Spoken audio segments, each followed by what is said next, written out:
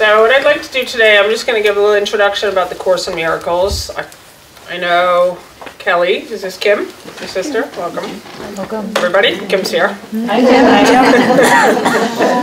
Hi, Kim. What I'm going to do is I'm going to do just a brief introduction about what is A Course in Miracles, because I think it's important, and then we're going to have a Bible class today. I'm going to read a story from the Bible about the fishes and loaves, and the Bible is filled with stories of Jesus and the principles and the actions that he used to do the things that he did, to heal the sick, to raise the dead, to multiply fishes, loaves, wine. He walked on water. You know, he did all of these amazing things, and he is the guide. And what A Course in Miracles is a systematic way to train your mind to a different perception of everyone and everything in the world. So wherever you are in this moment is a starting point, always. And so it's written basically in the most simple language. It has 365 lessons. Course in Miracles has a text which has 31 chapters. It has a workbook which has 365 lessons. It has a manual for teachers, and then it has some additional supplements on prayer, how to really be in the world. And at the most basic level, it's how to know yourself as God created you, at the very basic level, and to come into the memory that you have a guide, that you're not alone, that there is a very real presence with you. And that's the opposite of the way we've all been living our entire lives. You are born into the world, and you immediately see separate bodies, and you come up with defenses of protection and safety and getting along and getting ahead. And there comes a point in each one of our lives where you recognize it doesn't work. It's like holding up a house of cards, and you feel the heaviness of it, of constantly struggling. And that point of surrender is the point usually where the Course comes into your awareness. Like you hear it somewhere. Somebody tells you about it, or you... And it might not even be the Course in Miracles at first. It might be some other book. But somewhere there's an opening in your mind where the light starts to come in. And from that point, if you have your eyes open, you're going to start to notice that more and more people and things and ideas are coming to you. And so it requires a decision in order to see the results that this Course is talking about. It promises full release from fear, full release from conflict, full release from everything that is not love. And it's a guarantee, and I know that it's true because it's happened for me, and there's many people in this room that it's happened to. For many of us here in this Friday group, like what we do here is we practice. We don't come together to talk about what we think it means. It's always really directing people back to the book. So we sell the book in the back. We encourage people to buy the book. You need the manual. You can't just come and listen to another teacher. So I always see myself as a temporary guide whenever I have an opportunity to teach, that I'm here just to activate somebody's mind to see the possibilities for themselves, and then to step in. And so I really encourage those workbook lessons. So like Bill said, that I'm doing one lesson a day for the whole year. The last time I did them was in 2009. And I'm seeing things this time that I've never seen before. I've had the Course for 25 years, I think. And the simplicity of these workbook lessons is astonishing. Because it starts you off, who's never done them before? Is there anybody in this room that's never done them before? Okay, good. Let's see that hand go up. I didn't do all of them. I didn't do all. But that's good. Like, to have a beginner mind and to live in beginner mind is all your power. Like, you want to live in that place where you say, I've never done them before. So even though I've done them 10 times, approximately there, around, like, I say I've never done them before. So I started on January 1st, and it takes you lesson by lesson, and it starts you off on lesson 1 with 1 minute in the morning and 1 minute again at night. And what it asks is that you simply look around with your eyes open and take the idea from the lesson and just apply it to the thing you're looking at. So lesson 1, nothing I see means anything. So that book does not mean anything. That chair does not mean anything. That camera does not mean anything. That wall does not mean anything. And what it says is that when your eyes light upon it, it just starts dissolving the darkness. So it's science, like it's quantum. So but what the human mind wants to do is try to understand it. It wants to understand when you get to like, my dog does not mean anything. My child does not mean anything. That's when most people bail on the lessons. My cancer does not mean anything. My problems do not mean anything. The fact that people are going to take my house away, it does not mean anything. And the mind starts just going crazy. And all I ever want to do, or anyone who's teaching this message, is to bring people back to the simplicity of the practicing. Don't try to understand what it means. In your practicing, the light of your dedication to just open the book every day starts moving things. So somebody came up to me today and she's very afraid. She's doing the lessons, or she's got the course, I should say. And a lot of old buried memories are coming up. Very horrific things that she had to do as a child, things that happened to her as a child, are starting to come to the surface. She's having nightmares. And this happens to everybody at some point. Like, you are going, as you journey on this path, start to see your world start to shift. It can come in the form of people falling away from you. It can come in the form of you losing things. It can come in the form of terrifying dreams, of a feeling of great anxiety. But what the Course says is that you need to be disrupted from the place you've constructed yourself as a human being, separate from everyone and everything. And you want it to happen, right? Everybody wants that to happen, but they don't want the process of getting to the place where they want to go. They want to just magically appear, and all their problems are gone, and all their bills are paid, and they've got the perfect lover and the relationship and the great kids, and everything's just la la la. And that's not like that. So it's taking you from a place where it's going to dismantle your entire thought system of fear. And as it dismantles, your world is going to reflect the dismantling. That's all I can say on it. Like, I can just say, it's going to happen. So don't try to make it not happen. It's going to happen. You must be transformed. You must be born again. And if you don't resist the changes that start to happen, you'll move through it very quickly. So what happens, to come back to this woman who spoke to me this morning, the light starts to come in. It starts to come in, it starts moving things. All those buried feelings, all the things that you pushed down, and we all created a defense system to protect ourselves here in the world from all the things that have happened to all of us. They start to move. They're moving now. It's moving. And the system's moving. And they're coming up. And now they're right in your face. And that's why the first characteristic of a teacher of God is trust. Like, it requires courage to do this work, because everyone wants to run away. Everyone says, I don't like this feeling. But that feeling of discomfort is the old self leaving. That's what it is. It's so you should be like, okay, I can handle this.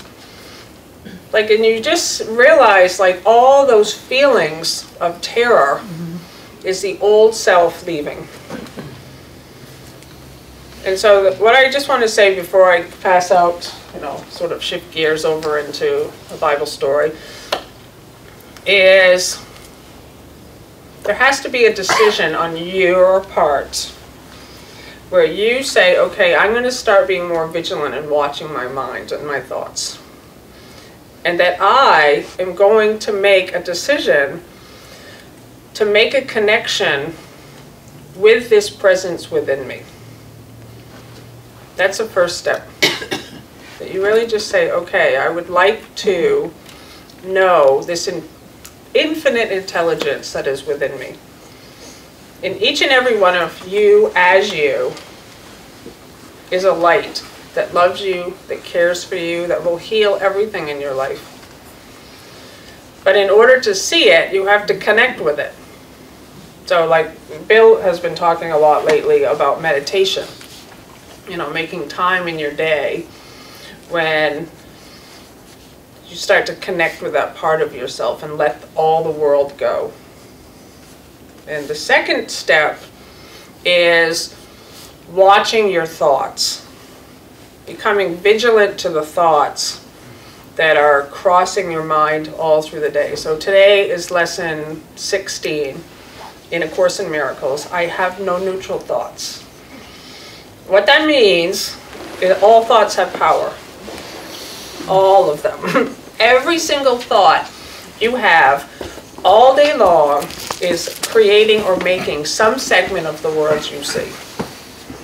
And there's not a single thought you hold that just innocently lingers in the middle that's not doing something. It's either a fear-based thought or it's a thought of love. So it's either multiplying the illusion, and I talked about it like fungus. It's like over here, and you think it's an innocent thought. You just think like your thoughts of guilt are not affecting anything. Nobody knows about them, right? You're just having these thoughts in your mind. You're not bothering anybody. You're thinking attack thoughts about other people. Nobody knows. That thought is creating a world for you of more fear. And once it gets going, once it's started, it just starts multiplying. It takes a life of its own. And then you wonder why you have all these problems. You wonder why things keep breaking. So at a certain point, you have to stop the thing. You have to just like stop that process right in its tracks and say, that's enough of that. And what most people think is, I can't help it. So-and-so did this to me. Listen to my story. Yeah, I know, I've heard it. Like, it's my story. But at a certain point, you have to say, okay, I have to experiment with these ideas. Like, I see it as if, like, we're scientists here.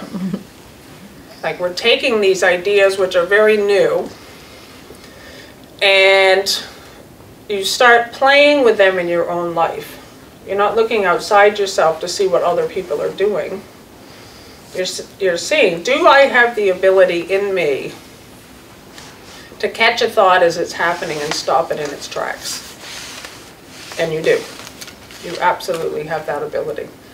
But first you have to become aware of the thoughts that are going through your head all day long. So you're just looking at them.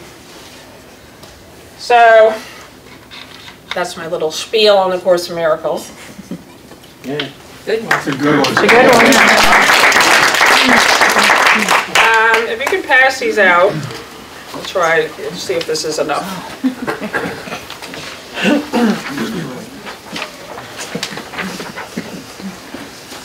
So what we're going to do, Bill and I, for the next 2 weeks, today and next Friday, is we're going to cover some of these principles. And we recently watched this movie, and it had this Mark Twain quote, which I loved. It says, "The two most important days of your life are the day you were born and the day you find out why." So this is the day you're going to find out why. Why are you here? And what A Course in Miracles says is you've been sent by God to bring light to the world. And so today what we're going to do is I'm going to go over commitment. I'm going to go over complete dependence on God and trust. And we'll see how far we go with this. And the next ones are forgiveness, giving and receiving, daily prayer, meditation, and listening to God's voice. Vision, so you're setting an intention and a goal. Course in Miracles says the question, what do you want, must be asked and answered. And what the Course says is, how do you know what you want? It says, look around you. The life that you have and the things that are happening in your life are the things that you want. You're getting a perfect pictorial representation of the thoughts that you have been holding in your mind all this time. And if you don't like the things that you're thinking, you need to change your mind. So you have to start getting clear, what do I really want? And what Jesus says in the Course in Miracles is, if you really want to be happy, and you say, that's what I want, you only have to ask for it once for it to be true forever. Because when you want happiness above all else, you want the peace of God above all else, you will not participate in conflict ever again. People get to do everything they're doing, they get to be exactly the way that they are, and you're just not defending yourself anymore. You're not going there anymore. And then, so what we're going to do is, we're going to, at the end of today, we're going to pass out some cards. I don't know if we have enough, but we'll have more for next week. But we're going to ask everybody this week, during the week, to start writing a vision card. We're not going to do it here today, but when we come back next week, we'll work on it next week. And then coming up with a definite purpose and a definite plan. So what I want to do is I want to read from Mark. And this is a story of the fishes and the loaves. This is Jesus, and it's just a great demonstration of how he did it. And he gives us steps in here of how he multiplied, how he healed. So the story, I just want to start off, and for you who were on Sunday, you've heard this one already, but I just want to give the metaphysics of this story too. So this is the time, Jesus already has his 12 disciples are with him. And he's been teaching for some time. And John the Baptist is his cousin and his very good friend. And they basically were born at around the same time. And both John and Jesus came in with mothers who told them before that they were born that these little children were about to be born. So they both came in under miraculous circumstances. His mother's name was Elizabeth, and she was past her childbearing years. She was told she's never going to have children again, and then she got pregnant, and she was told that this baby is going to be the one that's going to help another one that's coming in, who will be the Messiah. And so then Mary got news that she's pregnant, and then Mary and Elizabeth met. These two children were born, and John the Baptist was the one who was proclaiming the good news that the Lord has come. And he's out there baptizing everybody, and he's this just outgoing minister. And at this point in the story, he's been put in prison, and Herod is the king, and Herod has a mistress, a young woman, and the mistress has a mother, and the mistress and the mother are, I don't know exactly what they are, but they're like witches. They're sort of like mystical women with power, and they're not pleased with John the Baptist. They don't like what he's been teaching. And so it says, so Herod is sort of in his castle with the mistress. And it says, for Herod feared John, knowing that he was a just man and holy, and observed him. And when he heard him, he did many things and heard him gladly. So Herod likes John, he likes him. And when a convenient day was come, that Herod on his birthday made a supper to his lords, high captains, and chief estates of Galilee.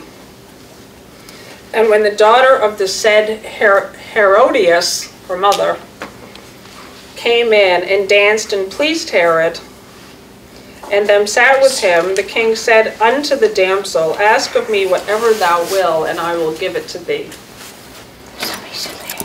And he swore unto her, Whatsoever thou shalt ask of me, I will give it to thee unto the half of my kingdom. And she went forth and said unto her mother, What shall I ask? And the mother said, The head of John the Baptist. And she came in straightway with haste unto the king and asked, saying, I will that thou give me by and by in a charger the head of John the Baptist. And the king was exceedingly sorry. Yet for his oath's sake, and for their sake, which sat with him, he would not reject her. And immediately the king sent an executioner, and commanded his head to be brought. And he went and beheaded John in prison. And he brought his head on a charger, and gave it to the damsel, and the damsel gave it to her mother. And when his disciples heard of it, they came and took up his corpse and laid it in a tomb. And the apostles gathered themselves together unto Jesus and told him all things, both what they had done and what they had taught. And he said unto them, Come ye yourselves apart into a desert place and rest a while. So, the reason I wanted to start with that, because most people just hear the fishes and loaves story and think, oh, how awesome. He had 5,000 people, and they all were hungry, and he fed them all. He took, a couple of loaves of bread and a couple of fish, and he multiplied them and he fed them. But the part that I think is important is why he went out there and why the 5,000 followed him. Like, his good friend has just had his head chopped off, and he's just heard. And that's the condition each and every one of us is going to experience. Something devastating. Something in your life that is just going to floor you. And Jesus demonstrates what he did. Like he said, he's centered. He's centered, and he says, okay, now let's go away to a desert place. So in that place when all the energies are swirling in your life, you go away. You say, okay, I need to ground myself. And he takes his disciples with him, and he goes away. And for there were many coming and going, and they had no leisure so much as to eat. And they departed into a desert place by ship privately. And the people saw them departing, and many knew him, and ran afoot thither out of their cities.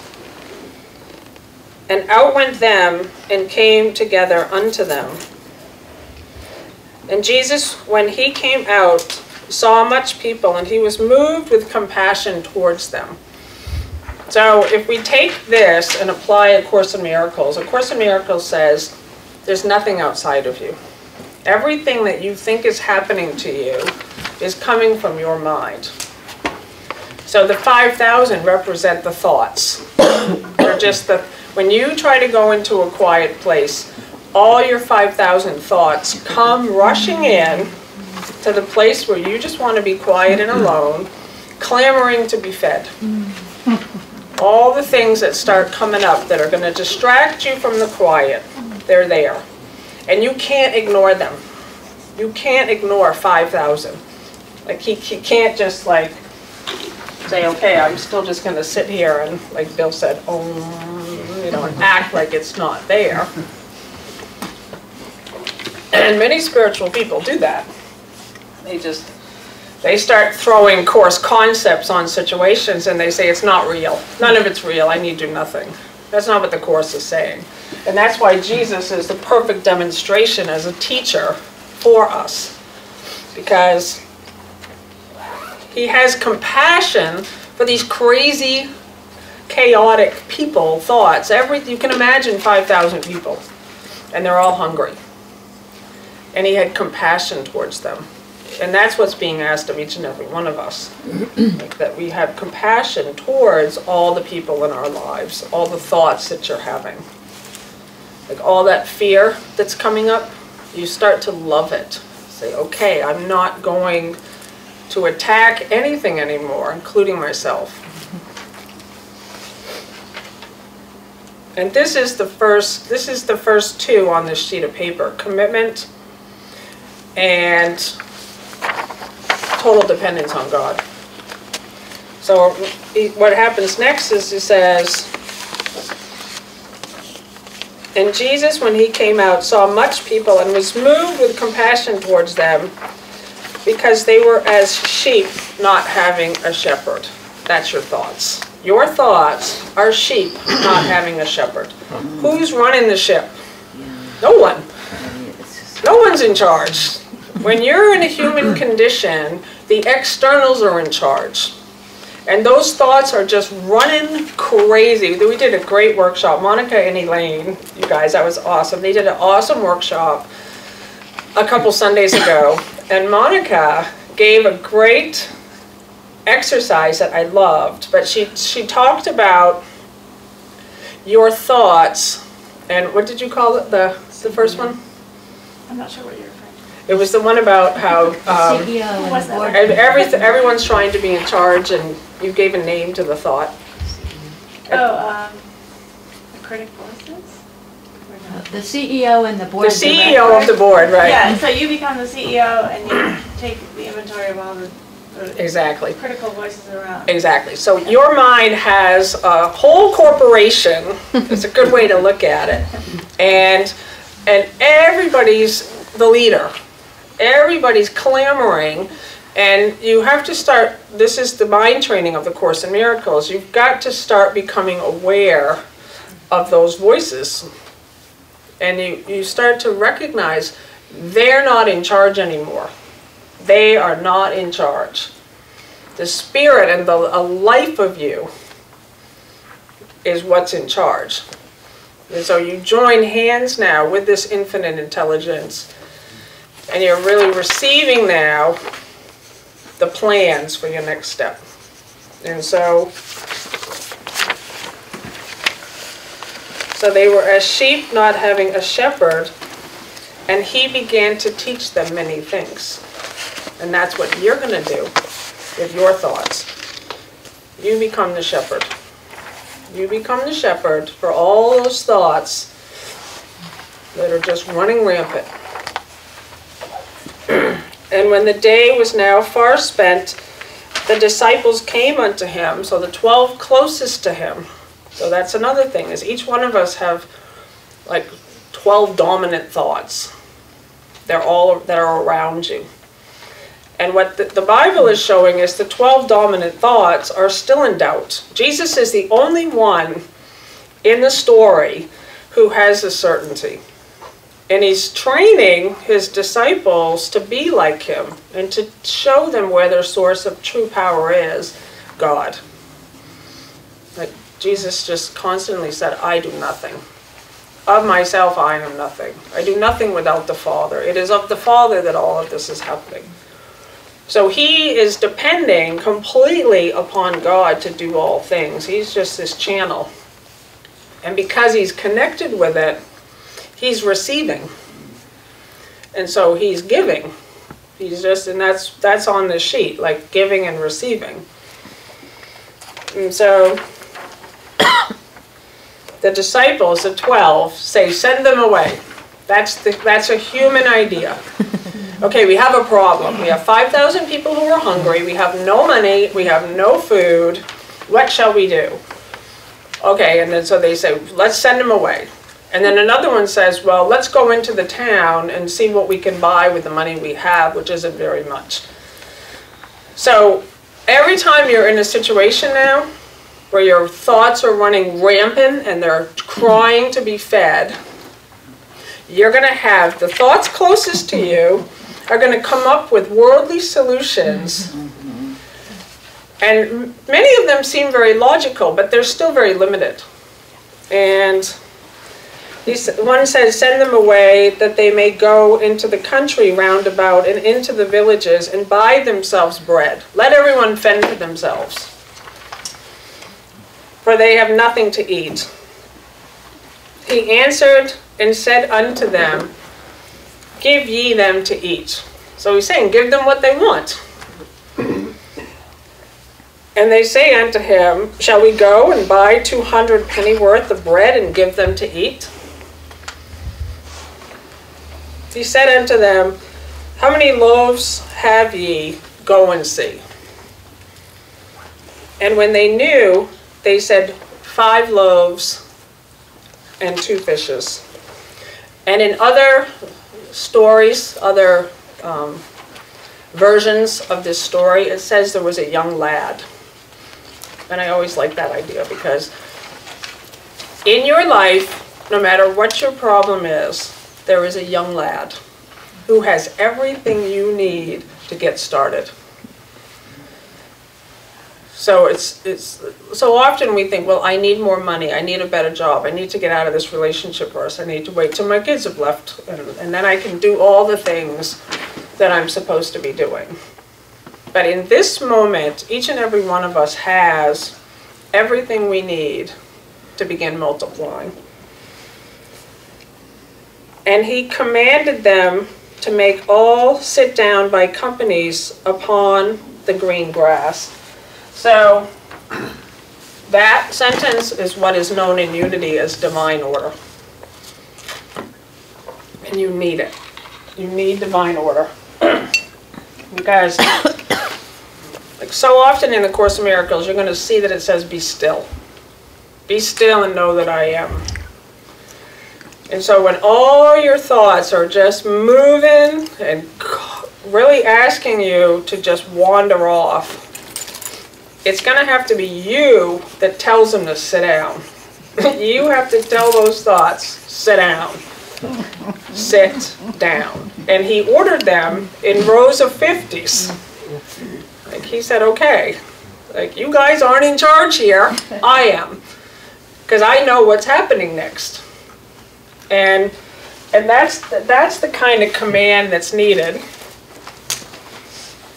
And he commanded them, and I like that he commands them. Like, and that's what I had to do. Like, right now in the 40-day program, we just, I think it was on day 14, break up with the ego. And it says in A Course in Miracles, when you renounce the ego, it will be gone. So you have to recognize that that thing that's been running the show in your life, the fear, that you recognize it and say, that's enough of you. And what Jesus says in A Course in Miracles, it can't be taken from you. You have to do something about it. And people say, well, I don't know how. You can't just get rid of fear. You just can't eliminate negative thinking. You can't just eliminate sickness. Yeah, you can. You just make a decision. I'm done with that. I am the Holy Son of God himself. I am the light of the world. God goes with me wherever I go.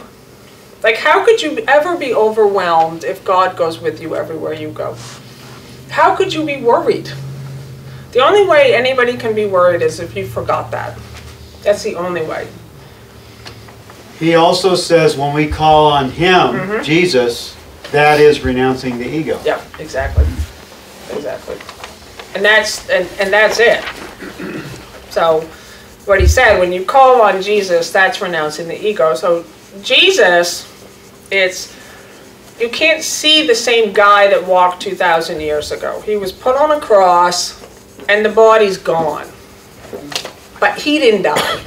The essence of Jesus lived on forever and lives now. So it's like he's in some different frequency, and he calls it abiding. And he says, follow me out of the place where you think you are in your own suffering, and follow me where I am. And he says, I can't come where you are. Like, you can't bring a solution into your problems. You have to literally leave your problems, rise above the battleground, and get with Jesus. And the way the Course describes it, I've said this before in here, is he says, reach out your hand and take my hand. And he will lift you up into a frequency of love and joy and gratitude and creation. And he said, stand with me in the place where I am. And from this place where you are just in joy as a child, nothing can touch you in this place. And then he says you're going to start calling all your other thought projections out of their own darkness. But you can't do it if you keep going back into the darkness yourself to help all those people with their problems.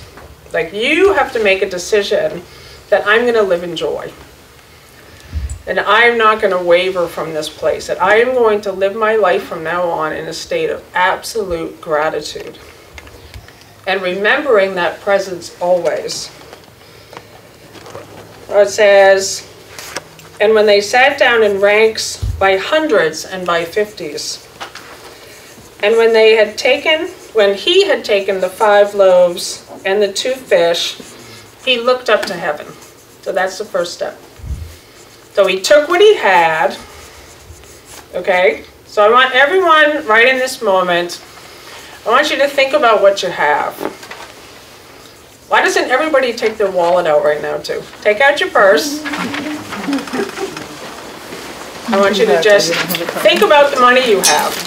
You don't have to do anything with it. I'm not going to ask you to take it out or anything. I just want you to become really present with how much money you have. And if you have 1 penny, that's enough. Like, if whatever you have, it is sufficient to multiply it. So you're holding what you have. Whatever bit of health you have, that's what you're holding. So maybe 95% of your body's failing. You have 5%. That's enough. That's the loaves and the fishes. Your relationships. Let's say you think, oh, your relationships are not working. Well, everybody has at least one relationship, even if it's with your cat. Like, somebody has a relationship that's working. That's the thing you're going to hold. Okay? So you're holding what you have now. You're not looking at the lack. He didn't look. He had 5,000 people to feed. He had 5 loaves and 2 fishes. He wasn't looking at what he didn't have. He was looking at what he had. So that's the first thing. And then he looked up. Okay, so I want all of you just to look up. You're holding what you have. You're holding your relationships. You're holding your health. You're holding your money. You're holding all the gifts that you have in your life right now. And you're looking up.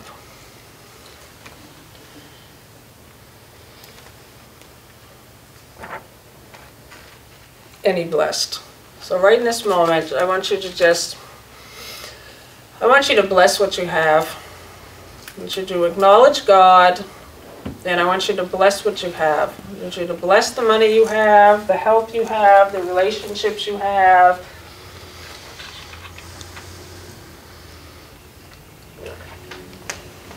All your friendships, the chair you're sitting on, the center.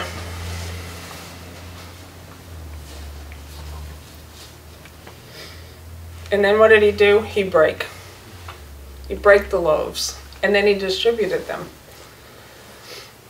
So that's the part that's important, the action step. Like what Bill said earlier, the Amish say pray and then move your feet. So then what you're going to do is you're going to start really being in the action of giving these things away. You're going to give of yourself. You're going to start giving of your money. You're going to start giving of all your relationships, of all your health. A lot of people, and I know this was me for a long time, is I'll start giving when my body is different. When I have more health. But you need to start giving now. You need to start really giving of yourself, because giving and receiving are the same.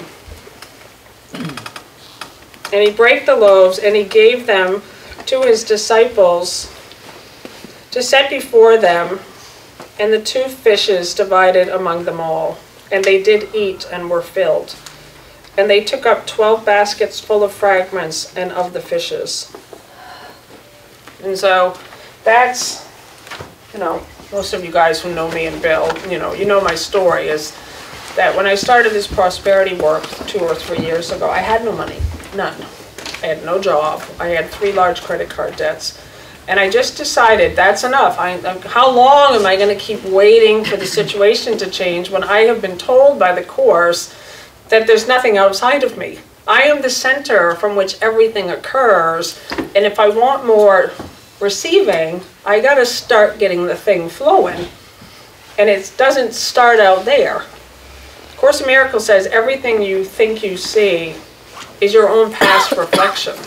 So you're waiting for your own past reflections to give you permission to start being alive. And the point of really seeing the difference is where you say it has to start from me. And that's when Bill and I started tithing. The one thing in my life that was blocked was the money. That was the one thing. I had good relationships. My health was fine. I was receiving creative ideas. I was giving of myself very generously with my time and my talent, but the money was blocking, and I realized that's the fear point. And I started tithing 10%. And you give it not to receive. That's the important thing. You give it because you want to be participating in a law where you open up the channel now. You just really can see that you do have a storehouse. You can't see it when you're holding on to your things. But when you make a decision that you're going to stop blocking the channel, and I always encourage, just give a little. Just give anything you can give. Just start, just begin it. And what you're going to start to see, and I love when people come back here and tell stories, because they'll come back and say, you're not going to believe what happened. It's like, yeah, I know, it's a law. And so you just start opening up the channel, and the more that you remove the blocks here, like you're not stopping the flow anymore with your fear, you're going to start to see more flowing in. And then you're going to be giving in greater amount. So that concludes my talk. We're going to come back and just do a little exercise, and we'll take a break.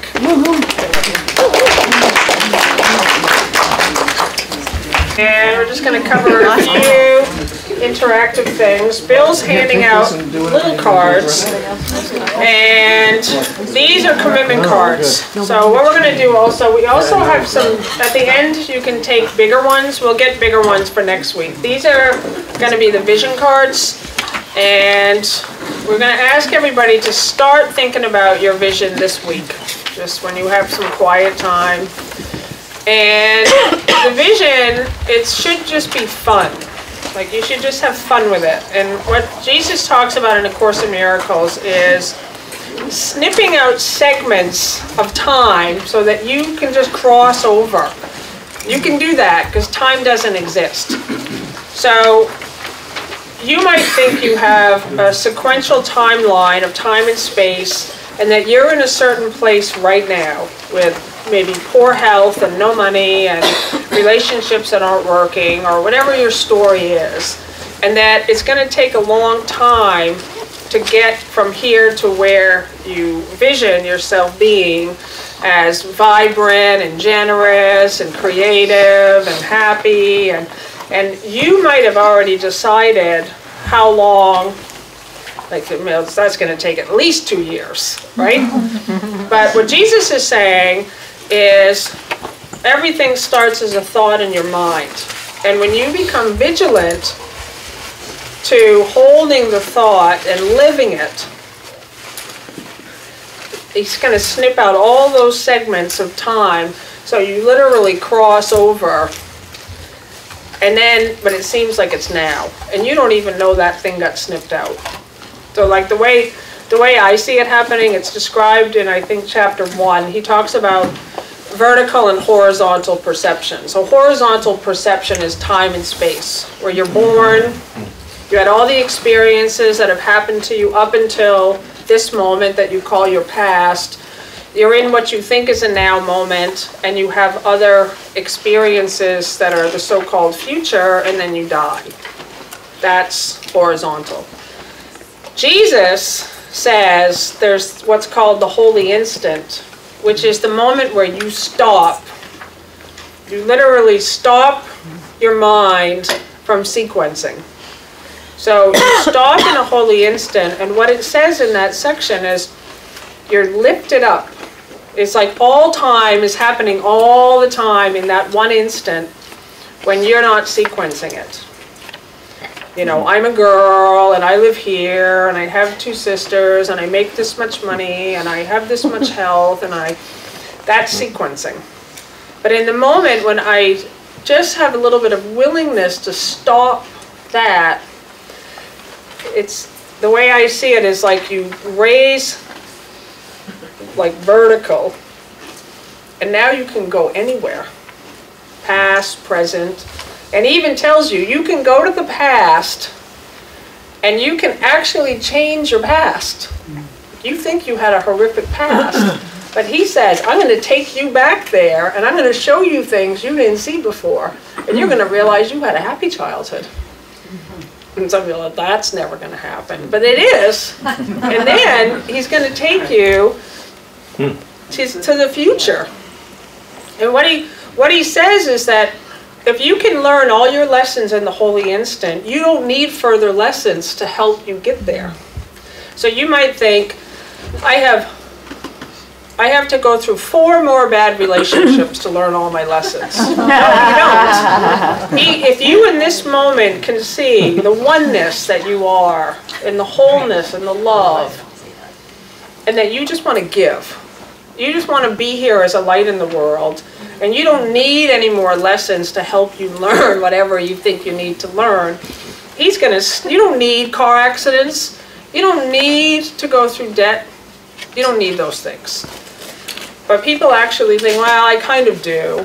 Like that's, but you can just, so it's like you raise up in the holy instant, and then you move, and you drop back down, and the moment's now. Yes. Okay, so I'm coming from, this question is coming from the bias of or the experience of a therapist, okay? This question I'm going to ask you, so lots of prejudice from me, okay? So she's setting it up. So, what I witness here in this illusion that I live in, for myself as well, is that often, and I guess I'm asking, what does Jesus say about this? Yeah, I'll use I. It works for me as well as clients. I have to know what my resistance is to go and look back at it. What am I getting out of it that I'm not willing to give up? Not that it can't change. It absolutely can change. And it may not look like magic, like all of a sudden it all disappears, but I can look at what I chose to make of it and what I'm choosing to do with that now and how I'm dragging that along. Can you give me a specific? Sure. I grew up in, I grew up in violence. All right. I know what it is to be beaten up, not feel safe. All right. So I had this story that I went with for years and years. It didn't bother me. It didn't bother me. But what that was I was completely disconnected from what was. So I lived with a mentality of my fists up in the air ready to fight. And so not allowing vulnerability, so in relationships, especially intimate relationships, there was, I'm out of here before you are, or I'm out of here, like I'm out of here. And hurt a lot of people along the way, because I would just bolt, right? So then I went 100 years ago to my first intensive kind of looking at it, a therapeutic program. And what I got was terrorized to look at that vulnerability, to touch it, to step into it. Because in order to identify that I had this incredible vulnerable story, I had to go see what the story was. And I was just marching with didn't bother me, didn't bother me, didn't bother me. So in this therapeutic program, I got to look at it, and I got to look at how I was so identified with being a tough broad that I wasn't willing to open up to that. So what do you want now? So from that, I got, like, I don't want that story anymore. I don't want to be in that anymore. And from that therapeutic program, I got the opportunity to let that go. And, you know, because then there was a whole vulnerability about getting sober and letting go of all the toys I was using to keep myself in the illusion of being tough. But there had to be a willingness to go meet that healing. And so I was just wondering what Jesus says, because sometimes what I think happens in unity, maybe not in the Course in Miracles, but in unity I see what happens is, if anybody has a negative feeling, what they would call a negative or difficult, they're not doing it right. No, but they are but that's the thing. So, like, thank you for sharing. And, like, Jesus says everything that needs to be healed will be shown to you in the moment. You don't have to go looking forward into your past. And you have described all of our stories. I mean, you had maybe a greater degree of violence than some others, maybe. You had a lesser degree than some others. And the only thing that matters in this moment is, what do you want right now? Do you want to allow it to be healed? And there is a presence in you that can heal it all, will dissolve all of it completely. And so you then have to just say, okay, I don't know if that's true, because I had a tremendous amount of violence, but then you just have to say, do I want to carry it anymore?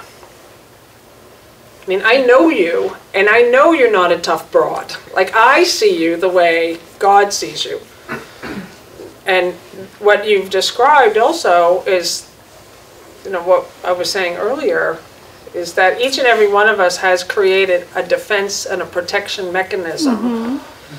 And the scariest place where Jesus says you don't want to go is to the vulnerability, to your innocence, to the place of absolute open hands. Like, so you describe this is your whole life. So your work now is this, you know, like a total surrender, absolute surrender, and then just to be present in the moment and say, okay, I'm willing for when things come to me in the moment that need to be released and healed, and I'm ready to let it go. But you don't have to go find it. Trust me, you don't. That's sequencing time some more. To stay in the moment and keep doing the work. Like he's asking us, just going to read this, it says, except ye become as little children, means that unless you fully recognize your complete dependence on God, you cannot know the real power of the Son in his true relationship with the Father. So that's your job, is to be a little child again. You lost your childhood, right? Amen. Yeah. And so, They ripped it away from her. yeah. But you, Somehow I think I've not asked my question you've well. already done the work, it sounds like. And if I had not had the willingness to go see it, I don't believe that I would be where I am right now. Exactly, and that's- I believe God was there with me, Yep. but you can be so lost in the forest, you don't know you're in the forest, you know, and I guess, you know, I needed those teachers of light in that therapeutic setting that made it safe enough for me to go see something I didn't even know. Yep. I mean, my war cry was, you know, I'm a tough broad, like, you know, I'm a white woman. Like, I didn't have anything to do with that. I had to go back and see how I built that and how I, you know, so I believe, maybe I'm certainly not evolved, that's for sure. I wouldn't be That's here. not true. You are, though. See, that's just a story. Like, and I thank you for sharing, because you do have to have the willingness to stand and let the fears come up. They have to come up. They have to be released. So the entire human condition is one of pushing them down and suppressing them and trying to put on a happy face. Right. That's a protection device. Right. And trying to be spiritual and trying to be generous and trying to be good. Those are like used by the ego. Those Right. are more defenses to keep you small. So except you become as little children, now little children don't try to do good things in the world. They're just playing. They're just naturally generous. I Yeah. think children are. I believe, like, for me, too, that each thing, you know, listening to what she's saying, Naturally. each thing has brought me to this point. Like you said, you have to be, want to be vulnerable and you have to have willingness. Like, therapy at one point did help me see that I was trying to put up that tough wall. So I knew it, but I didn't know how to do anything with it. I saw it. And AA taught me, you know, that I was using drugs and alcohol as one of my, you know, defenses, coping skills. And then I was in AA a very long time, and then I did the Big Book Step Study. That helped me to look at my resentments and let all of that go and not have to look at that again. And that brought me here. You know, because I'm on a spiritual cruise and some guy tells me to do an awakening up in Maine, and I do what he tells me, and the next day my sponsor calls me and says, I want you to start doing the 40 days, like out of the blue. I've been asking her for 20 years to get me in the course, and she said, no, you're crazy. And that brought me into this room. She brought me here. So I believe each thing, and now I just want to be in that moment, and I do not want to harm myself or anyone ever again, because I am there. I want to stay there. I love this instant. I love that feeling. So I think every single thing was almost like, here's a step up, here's a step up. Oh, here you are. Now you're with Jesus. Now you got it. Now you got the course. It's time. And I think anybody that sees me and says, wow, I want to do the 40 days because I saw what it did for you or whatever, that's just where they've been brought to where they're supposed, you know, do you think that, don't you think? Yeah. It's Well, time. what you said is true. Like, we only have a few more minutes here, but I just want to say, like, what you said is true. Everybody's experiences has brought you to this moment in that chair. That's the best we can say about the past. It's over. And you say thank you. And we say thank you for it. We say thank you for all that was. Because now remember what Jesus demonstrated with the fishes and the loaves? Bless it. Bless everything that happened. Bless all your protection devices that kept you safe. Bless everything with compassion and love. And don't attack yourself more. Don't keep bringing yourself back to that place and asking, why did that happen? Why this? Why that? Like, this is the moment. It's always a new beginning. This is the point of greater expansion. And so, what I ask you is, for those small cards, is I want you to make a commitment this week. I want you to write it down on that card. It can either be like a decision that you're going to make, a new way that you're going to be living from now on. Like, it could be a commitment to spend some time every day getting to connect with this inner presence. A decision that you're going to start being more vigilant with your thoughts. A decision, a commitment to forgiveness. Like, forgiveness is looking at obstacles, releasing them, letting the past go, clearing away mind debris. That's what Lesson 9 says. Lesson 9 calls all those thoughts mind debris, clutter. Cluttering up the channel that is God with all that stuff. And so all you have to do is recognize, okay, mind debris. I don't want it anymore. I want to have it be removed.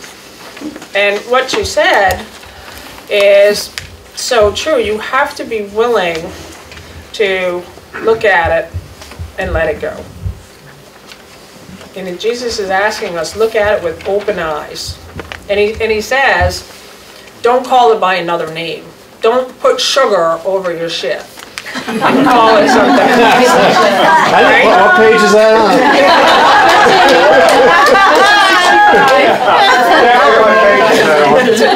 That's what spiritual people do. They're like, oh, it's okay. okay, and it gave me all that I wanted. No, it sucks. But then you could say, okay, but I'm going to call it what it is. And that's not what God is. The violence and the abuse and the betrayal and all the things that happen to all of us, those things are part of the human condition. And that's not of God. You want to get with God now. And so the forgiveness is what Jesus says in A Course in Miracles. It's the only thing, the one thing that's at your disposal as a tool that stops all illusions in its tracks. It's the only thing.